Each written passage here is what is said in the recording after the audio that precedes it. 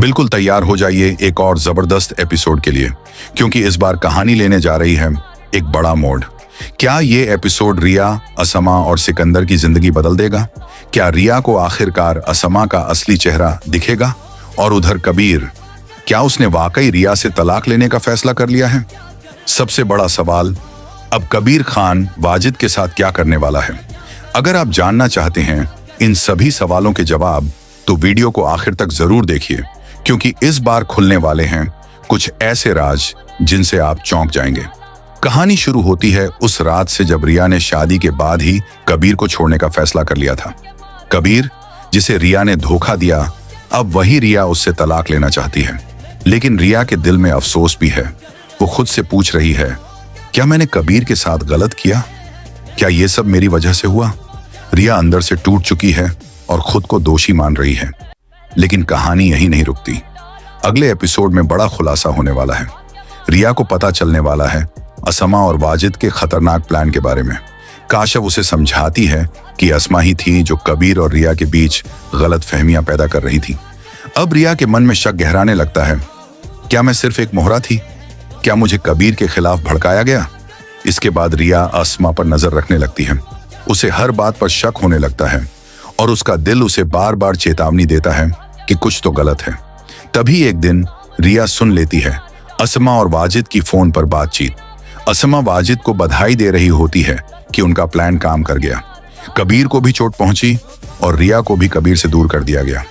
लेकिन असमा नहीं जानती कि अब उसका खेल खत्म होने वाला है।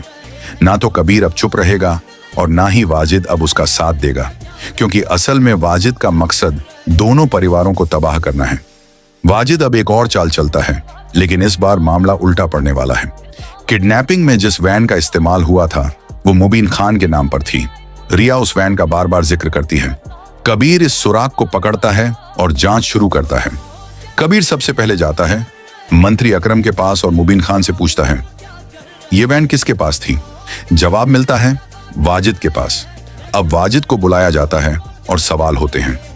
वो चालाकी से सारा इल्जाम अपने आदमी भोला पर डाल देता है और उसे शहर से बाहर भेज देता है।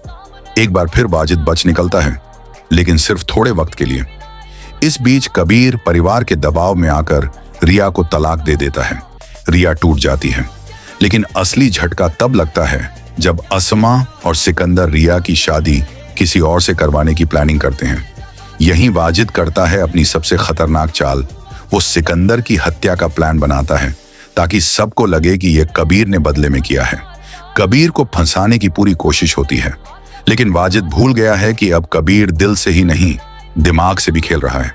कबीर उस शख्स को पकड़ लाता है जिसे वाजिद ने हत्या के लिए भेजा था, और वो आदमी सबके सामने कबूल करता है कि वाजिद ही मास्टरमाइंड था।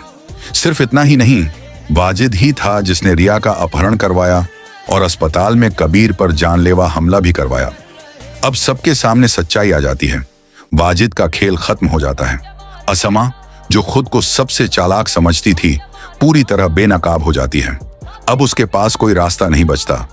वो आत्महत्या करने की सोचती है। तो दोस्तों, अब सवाल ये है, क्या कबीर रिया को माफ करेगा? क्या वाजिद और असमा की आखिरी चाल भी नाकाम हो जाएगी?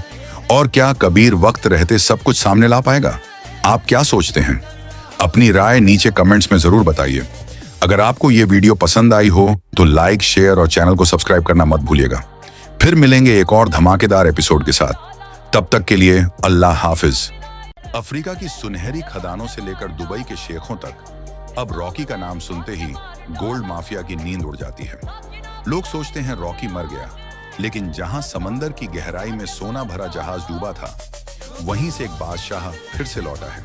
सरकार उसे अब भी खतरा मानती है। दुनिया उसे विलेन कहती है, लेकिन उसके अपने लोग उसे भगवान जैसा मानते हैं, क्योंकि रॉकी अपनी किस्मत खुद बनाता है, और जो अपनी किस्मत खुद लिखता है वो कभी हारता नहीं। इस बार जब रॉकी लौटेगा तो उसका KGF सिर्फ भारत तक सीमित नहीं रहेगा। दुनिया उसके आगे झुकेगी, उस किंग के आगे जिसने समंदर तक को हिला दिया। तो बताइए, आप इस फिल्म के लिए कितने उत्साहित हैं? नीचे कमेंट में जरूर लिखें। अगर वीडियो पसंद आया हो तो लाइक करें, और ऐसे ही दमदार कंटेंट के लिए चैनल को सब्सक्राइब करना ना भूलें।